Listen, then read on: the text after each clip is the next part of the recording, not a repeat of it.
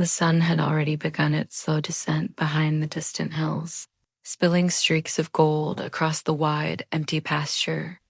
Dust hung in the air like smoke, soft and glowing in the fading light. A wooden fence line ran across the property, old and tired, and in the middle of it, a woman worked alone.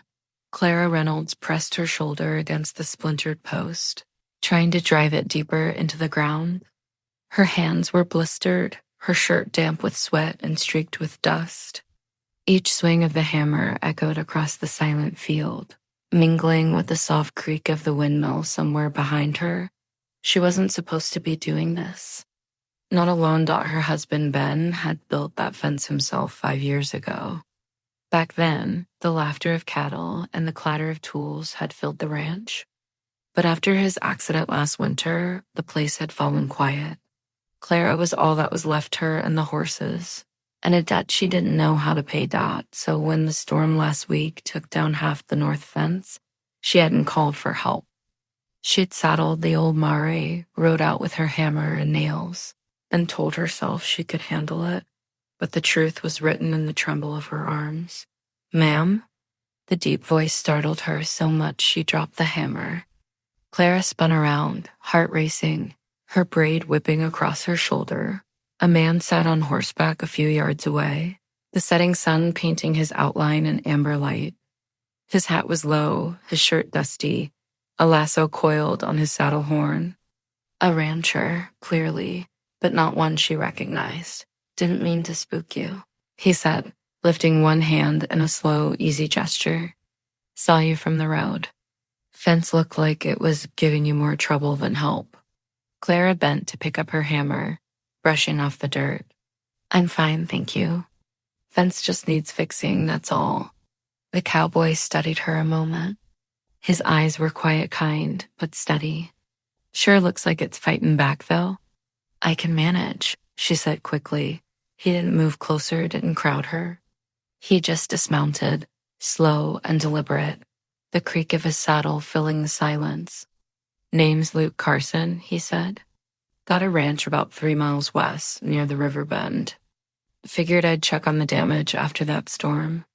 Looks like it didn't spare you either." Clara hesitated. The polite thing would be to thank him and send him on his way, but she could feel the ache deep in her shoulders, the sting of blisters between her fingers. Still, pride was a hard habit to break. "I said I'm fine." "Mr. Carson," she murmured. Luke looked at the tools scattered near her boots, the half-buried post that still leaned stubbornly sideways. Then he nodded, tipping his hat slightly.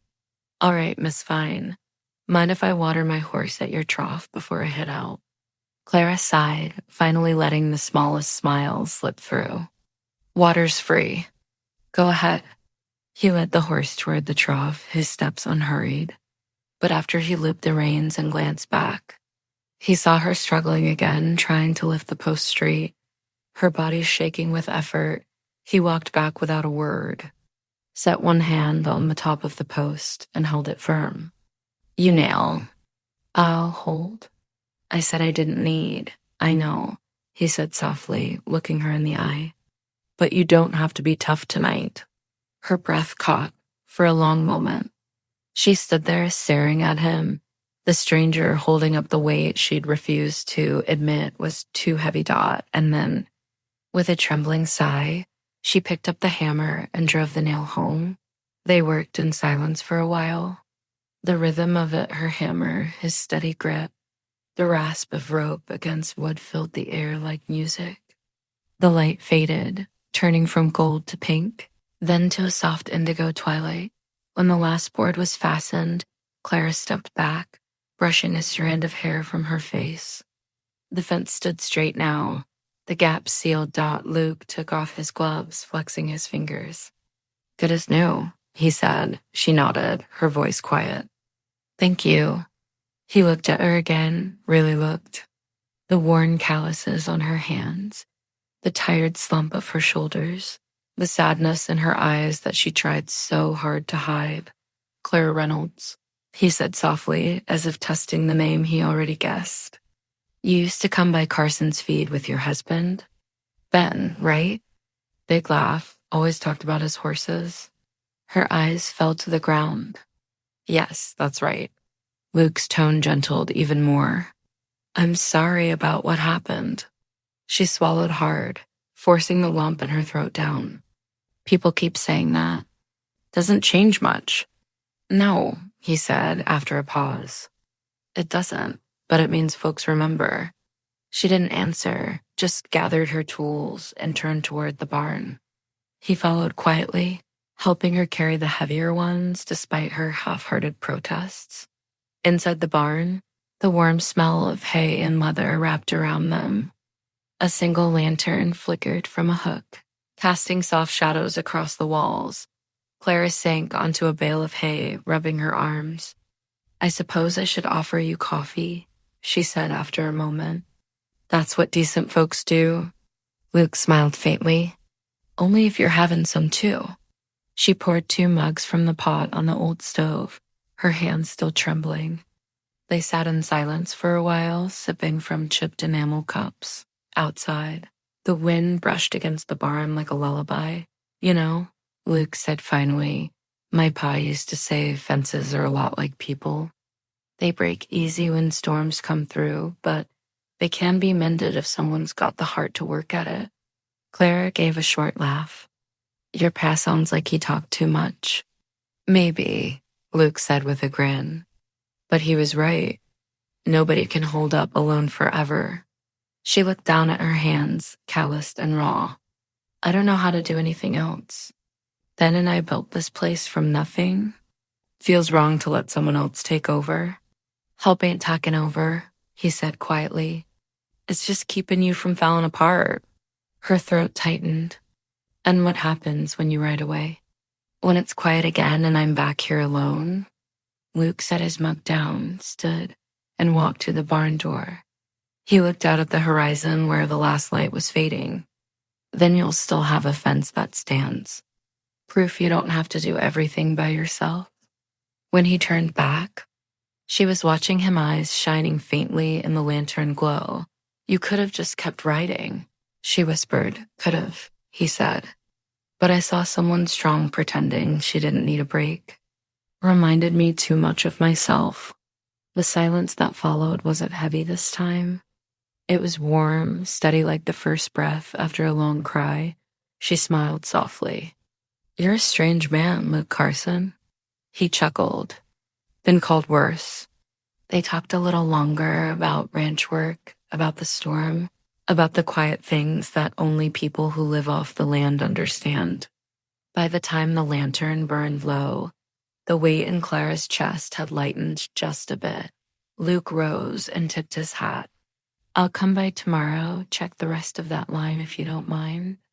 I can handle it, she started to say, but then stopped herself. Her voice softened. All right, tomorrow then. He smiled, about a slow, genuine smile that reached his eyes. Good night, Clara. Good night, Luke.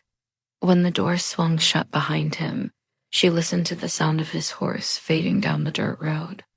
The barn was quiet again, but it didn't feel so lonely now. She looked at her hand, still rough, still strong, and then at the fence through the open door. Standing tall against the starlit sky, she'd built most of it herself. But tonight she'd learned something Ben never had to teach her. Strength wasn't just about doing it all alone.